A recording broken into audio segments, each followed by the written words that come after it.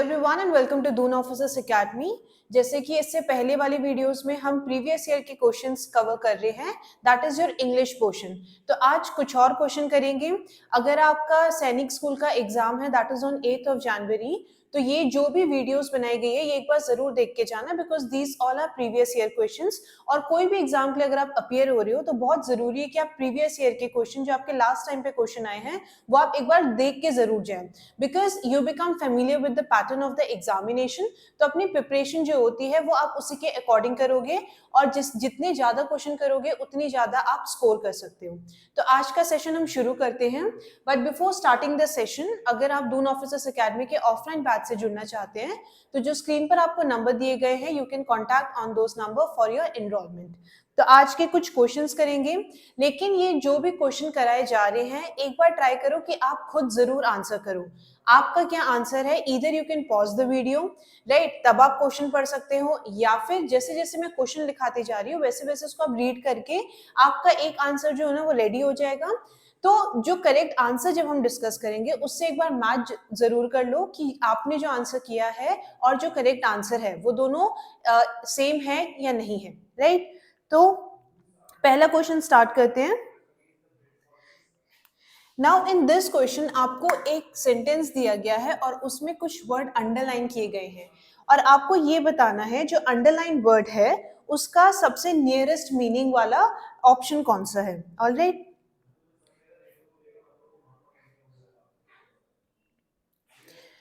poets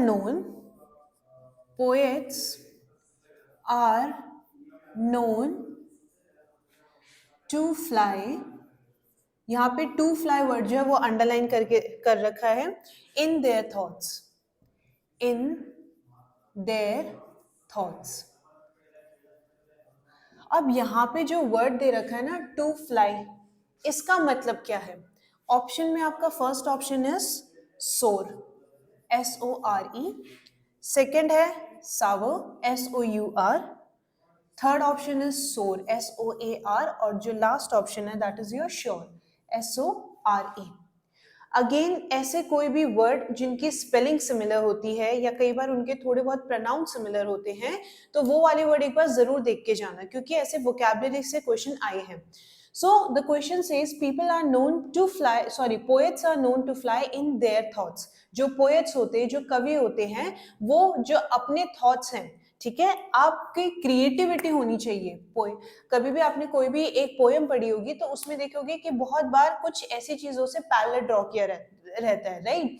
कई बार आपके कुछ नेचर के साथ आपके इमोशंस का पैरेलल ड्रॉ किया जाता है, तो उनके थॉट्स जो हैं वो क्या है, बिल्कुल जैसे आप हवा में देखोगे, हवा में कोई चीज उड़ती है तो कोई वो ऊपर भी उड़ सकती है, नीचे भी उड़ सकती है, तो थॉट्स जो है वो किस तरीके से भी हो सकते हैं। तो यहाँ पे जो the word that is given to you to fly, इसका सिनोनिम जो आपको ऑप्शन है उसमें से कौन सा होना चाहिए। पहला ऑप्शन आपका सोर, SORE। सोर का मतलब क्या होता है, ऐसी कोई भी चीज which causes you any discomfort, जैसे कि आपका सोर थ्रोट होता है ना, तो आपके क्या आप बोलते हैं ना क्या गले में खराश है या गले में दर्द हो रहा है, so there you are having word sore throat, ठीक है। एनीथिंग विच कॉजेज पेन और कॉजेज एनी डिस्कम्फर्ट, उसके लिए हम क्या बोलते हैं, सोर, राइट। फिर आ जाता है सावर। सावर का मतलब क्या होता है, जब आप साइंस में टंग के बारे में पढ़ते हो तो उसमें आपको टेस्ट बर्ड के बारे में बताया जाता है, और आपको टेस्ट बर्ड में बताया जाता है कि भाई इस पर्टिकुलर एरिया पे ये वाले टेस्ट बर्ड होते हैं, राइट, बिटर होता है या फिर आपके सावर होते हैं, स्वीट होता है। इसलिए कभी भी आप कोई चीज खाओगे तो आपको कोई भी कड़वी चीज सबसे लास्ट में पता चलती है, बिकॉज आपके जो बिटर वाले टेस्ट बर्ड होते हैं वो आपके सबसे पीछे होते हैं, राइट। तो सावर का मतलब होता है कोई भी खट्टी चीजें, टैंगी चीजें जिसको आप बोलते हो। देन सोर हाई, SOAR का मतलब होता है टू फ्लाई हाई, राइट। तो आपका आंसर सी होना चाहिए। श्योर का मतलब होता है when you are certain about something, किसी भी चीज की श्योरिटी के अगर हम बारे में बात करें तो आप क्या बोलते हो कि भाई, कई बार आप आंसर देते हो ना क्लास में, तो कोई टीचर पूछती है कि श्योर हो, तो आप बोलते हैं हाँ, I am certain about the answer that I have given. तो यहाँ पे करेक्ट आंसर क्या होना चाहिए, that is your C part, soar, मतलब हाइट पे, जब when you are flying at a height, right. Next question is now here a word is given to you और वर्ड आपका कौन सा है? Exhausted. You have to find out that option which has a similar meaning. कौन से word का? Exhausted के similar meaning वाला आपको वर्ड ढूंढना है. okay? पहला ऑप्शन है very hot. Second option is very polluted. Third option is very fresh. Very fresh. और लास्ट ऑप्शन आपका वेरी टायर्ड. इनमें से बताना है कि आपका जो वर्ड है एग्जॉस्टेड, वो एग्जॉस्टेड का मतलब क्या होता है. राइट. कई बार आप खेल के आ रहे हो और आप बहुत थक जाते हो तो आप बोलते हो ना कि I am very exhausted, completely exhausted. आपने अपनी पूरी एनर्जी यूज कर ली है. राइट. अगर आप पूरी एनर्जी यूज कर लोगे तो क्या होगा? You will get tired. तो एग्जॉस्टेड का मतलब होता है व्हेन यू आर टायर्ड. ठीक है. एग्जॉस्टेड का मतलब होता है व्हेन यू आर टायर्ड, जब आपकी एनर्जी पूरी तरीके से ड्रेन हो जाती है. कई बार आपने ज्योग्राफी में भी आप पढ़ते हो एग्जॉस्टेड. आपने एक टर्म पढ़ा होगा. मतलब जब आपके जो रिसोर्सेज है वो पूरी तरीके से एग्जॉस्ट हो जाते, ड्रेन हो जाते, खत्म हो जाते हैं. तो एग्जॉस्टेड का मतलब क्या होता है? That is very tired. Alright. Next question है, इसका आंसर है D part which is very tired. Alright. ठीक है. नेक्स्ट वर्ड है आपका one word substitution. A confectioner is a person who. Confectioner किसको बोलते हो आप? ना? बहुत सारे बच्चों को पेस्ट्रीज पसंद होती है तो आप कहाँ जाते हो? कन्फेक्शनरी शॉप जाते हो ना. तो कन्फेक्शनर कौन होता है? वन हु सेल्स टूल्स, जो आपके टूल्स बेचता है. या फिर one who sells confetti, sells sweets या सेल्स क्लोथ्स.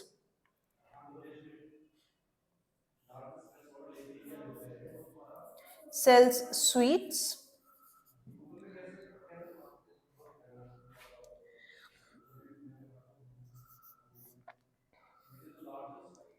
Sales clothes. इनमें से कौन सा ऑप्शन सही होना चाहिए? कन्फेक्शनर क्या करता है? आपके पेस्ट्रीज बनाना या स्वीट्स बनाना, उसका काम क्या होता है? That is confectioner. तो इसका करेक्ट ऑप्शन क्या होगा? Sells sweets, C part. Confetti का मतलब क्या होता है? कई बार आपने वो छोटे छोटे कलरफुल पेपर स्ट्रिप्स देखे होंगे, है ना. बहुत बार जैसे कोई बर्थडे पार्टीज है, इस टाइप के कुछ फंक्शन होते हैं तो बलून फटता है तो वो पेपर के छोटे छोटे स्ट्रिप्स निकलते हैं. So that is confetti. Tools, clothes, तो ये ऑप्शन नहीं हो सकता. तो करेक्ट ऑप्शन आपका कौन सा है? That is your C part, sells sweets. ठीक है. आई होप जो भी क्वेश्चन आपको कराए जा रहे हो वो एक बार आप आंसर जरूर करो. राइट. जितने क्वेश्चन आप खुद करोगे उतनी आपकी प्रैक्टिस होगी.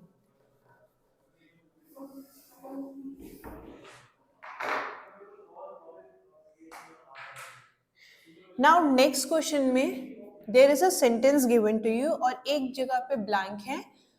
Then you have to fill up the blank according to the sentence. The captain dash along with the players.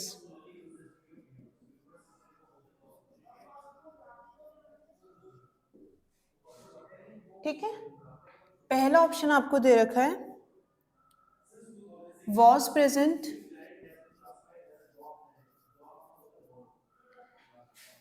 Second option है आपका was presenting.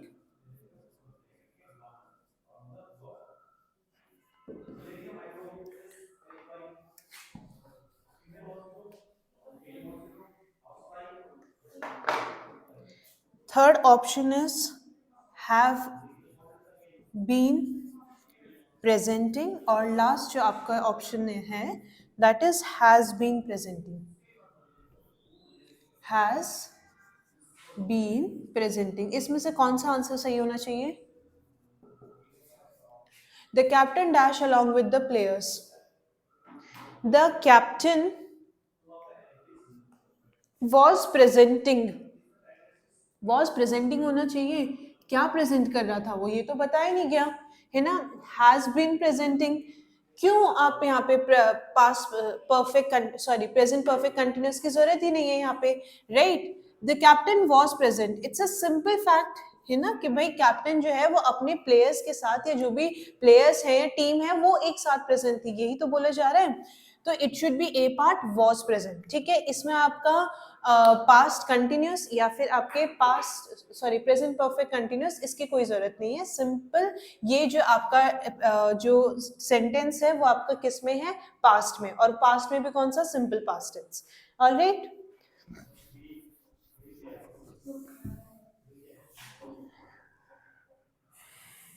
नेक्स्ट क्वेश्चन है, आपको एक वर्ड दे रखा है mortal, there is a word that is given to you mortal, उसका आपको ऑपोजिट मीनिंग वर्ड बताना है। So the first option is unmortal. ये हर साल एटलीस्ट एक क्वेश्चन तो आया है जिसमें आपको एक वर्ड का ऑपोजिट वाला वर्ड बताना, और ये वैसे वर्ड होते हैं जिसमें आगे आप कुछ प्रीफिक्स ऐड करके उसको आप चेंज कर सकते हो।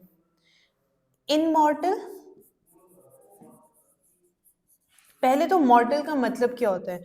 मॉर्टल का मतलब होता है एनीथिंग विच, जैसे कि वी ह्यूमंस आर मॉर्टल, इसका मतलब क्या हुआ कि भाई हम धीरे धीरे एज करते जाते हैं और एक पॉइंट ऐसे आता है we are basically nearing to death, है ना। एज के साथ साथ हमारे जो बॉडी फंक्शंस है या वो क्या होते हैं, स्लो होते जाते हैं, और एक पॉइंट ऐसा भी आता है कि हम क्या हैं, वी आर एक पॉइंट ऐसा भी आएगा where we will be dead, है ना। भाई मृत्यु सबकी ही होती है, राइट? तो मॉर्टल का मतलब होता है ऐसे कोई भी क्रिएचर जिसकी एक पॉइंट के बाद जो है उसकी लाइफ साइकिल खत्म हो जाती है। तो इसका जो आपका ऑपोजिट होता है दैट इज इमॉर्टल, ठीक है। इमॉर्टल, बहुत बार आपको ये बोला जाता है कि अगर आपने कोई अच्छे काम किए हैं, right, if you have done any good deeds, कोई अच्छे कर्म किए हैं आपने और उसका बेनिफिट जो है वो दूसरे लोगों को मिल रहा है, तो इंसान की मृत्यु जरूर हो जाती है, लेकिन जो उसने अच्छे काम किए हैं दैट लीव्स फॉर एवर, है ना। कोई अच्छे काम है, अच्छी कोई सीख है तो वो हमेशा के लिए रह जाती है, राइट। सो मॉर्टल का ऑपोजिट क्या होता है, that is immortal. Alright, next question is, अब यहां पे आपको कलेक्टिव नाउन फिल करना है। A dash of thieves was caught by the police, ठीक है। ऑप्शन आपको क्या क्या दे रखे हैं, फर्स्ट इज स्वॉर्म,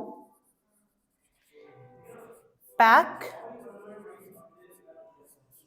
टीम या फिर batch.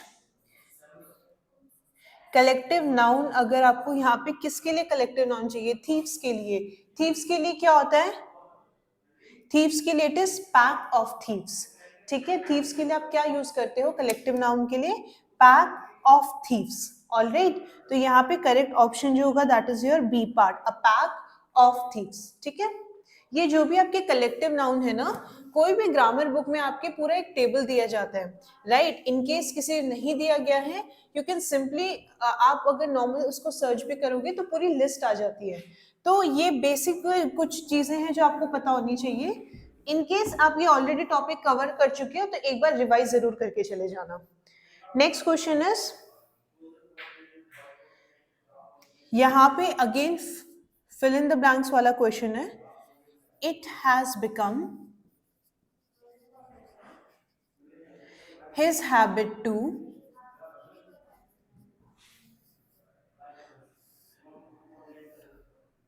do his homework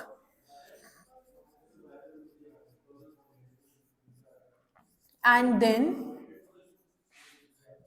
copy it from others। तो यहाँ पे क्या करेक्ट आपका फिलअप जो है वो क्या आना चाहिए, पहला ऑप्शन है always, second option is often, frequently या फिर नेवर। फ्रीक्वेंटली लास्ट ऑप्शन जो है आपका दैट इज नेवर। इसमें से क्या आएगा, पहले तो सेंटेंस में क्या बोल रहा है कि उसकी आदत बन चुकी है, then there is a blank, do his homework and then copy it from others. अब होमवर्क कब कॉपी करोगे, जब आपने नहीं किया होगा तभी तो कॉपी करोगे। अगर आपने कर चुका होगा होमवर्क तो then there is no need to copy others homework. तो पहला क्या है, always, it has become his habit to always do his homework. अगर वो अपना होमवर्क कर लेता तो वो कॉपी करने की जरूरत थी? नहीं। फ्रीक्वेंटली? नहीं। कभी कभी कर लेता है? नहीं। बहुत शेल्डम या ऑफन? ठीक है। अब it has become his habit to never do his homework. ठीक है, कभी होमवर्क करता नहीं है, इसीलिए तो दूसरों से हमेशा कॉपी करता है। अगर कभी कभार भी करता तो भी उसको कॉपी करने की जरूरत नहीं होती, right. So the correct option is, correct option है आपका D part, which is never. Alright.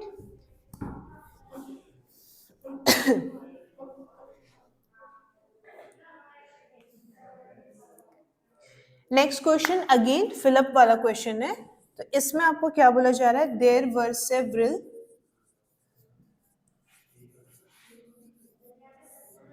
Eight the conference.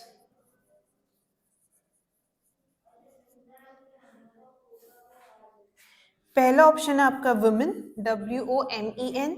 Second option is woman, WOMAN। Then it is women's. Last है आपका वुमेन्स। क्या करेक्ट होना चाहिए? सेवरल, प्यूरल चाहिए ना उसको, तो फिर वुमेन का प्यूरल क्या होता है? Women, WOMEN। वुमेन्स नहीं होता, वीमेन भी कुछ नहीं होता। वुमेन क्या है, सिंगुलर है, बट की सॉरी, जबकि सेवरल के साथ आपको क्या चाहिए था, प्यूरल चाहिए ना, तो सिंगुलर नहीं, यहाँ पे प्यूरल आना चाहिए, जो है आपका A option, women, WOMEN। Alright. अब आपको इस वाले में एक ईडियम दे रखा है and you have to tell the correct meaning of the idiom. Idiom है आपका to beat around the bush. इसका क्या मतलब होता है?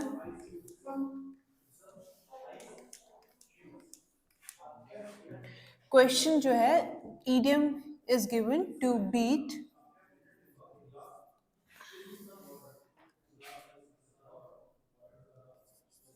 Around the bush. इसका आपको मतलब बताना है, ठीक है। तो जो पहला है, to turn violent against a stranger.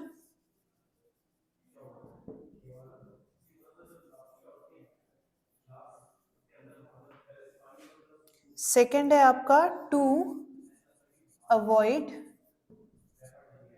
saying something because it is uncomfortable, because it is uncomfortable।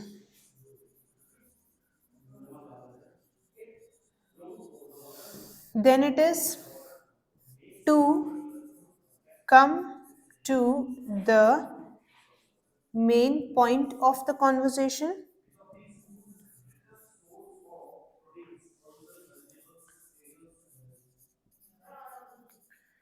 Last है to start a fire, to start a fire.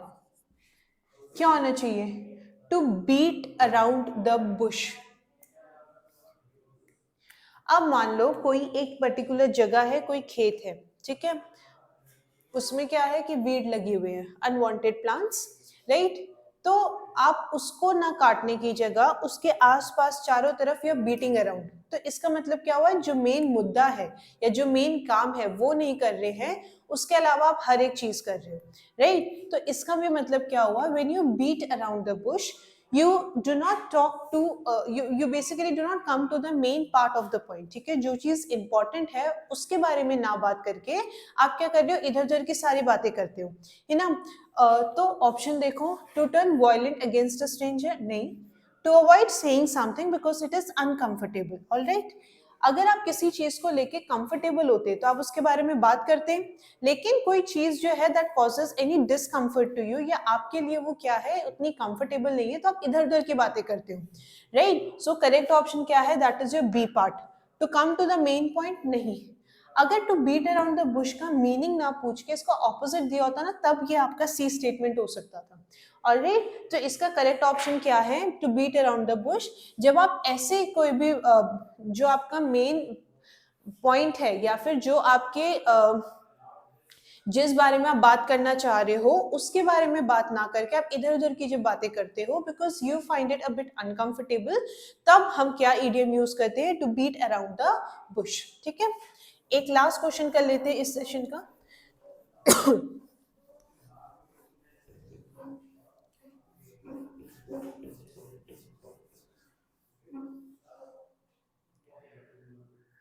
Again it is a fill in the blank type question. Question में आपको क्या दिया है, my father is a bookworm. Bookworm आप किसको बोलते हो, किताबी कीड़ा हिंदी में बोलते हो ना, जिसको बुक्स बहुत पसंद होती है, रीडिंग बहुत पसंद होती है, हमेशा उनको जब भी देखो बुक ही पढ़ रहे होते हैं, तो उनको हम क्या बोलते हैं, bookworm. He dash books to films and sports. अब देखो हम ऑलरेडी रूल पढ़ चुके हैं, कुछ ऐसे वर्ड होते हैं जो अपने साथ टू का इस्तेमाल करते हैं जब आप कंपैरिजन की बात कर रहे हो, राइट। तो पहला ऑप्शन है इज प्रिफर,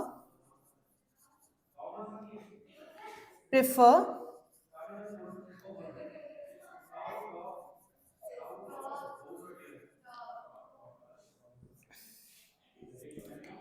प्रिफर्स। अब बताओ इसका सही ऑप्शन क्या होना चाहिए। माई फादर इज अ बुकवर्म, ठीक है, मेरे फादर जो है ही बेसिकली क्या है, उनको किताबें बहुत पसंद है। He dash books to films and sports, he है, ही थर्ड पर्सन के साथ आप जो आप क्या यूज करोगे, जो आप वर्ब यूज करोगे वो क्या होना चाहिए आपका, ठीक है, थर्ड पर्सन के साथ एस लगा देते हो ना वर्ब के साथ, तो प्रिफर, इज प्रिफर नहीं हो सकता, प्रिफर्स होना चाहिए, आर प्रिफर नहीं। अच्छा दो ऑप्शन प्रिफर्स है, अच्छा इट इज प्रिफर, ठीक है, प्रिफर, और सी ऑप्शन आपका प्रिफर्स, तो करेक्ट क्या होगा, prefers. Alright, so it is the C part. ठीक है, तो आज हमने कुछ और क्वेश्चंस किए सैनिक स्कूल के। ये जो भी है ये सब प्रीवियस ईयर के क्वेश्चन है, मतलब एग्जाम में ऑलरेडी आ चुके हैं, तो एक बार ये वीडियो जरूर देखना, जो भी क्वेश्चन कराए गए हैं वो भी एक बार क्वेश्चन जो है खुद से आंसर जरूर करना, right. So this was all for today. एक बार मैं वापस आपको दून ऑफिसर्स एकेडमी के ऑफलाइन बैच के बारे में याद दिलाना चाहूंगी। अगर आप एनरोल करना चाहते हैं, जो आपको स्क्रीन पर नंबर दिए गए हैं उस पर आप कॉन्टैक्ट कर सकते हैं, you can register yourself. So thank you everyone and have a good day to you all.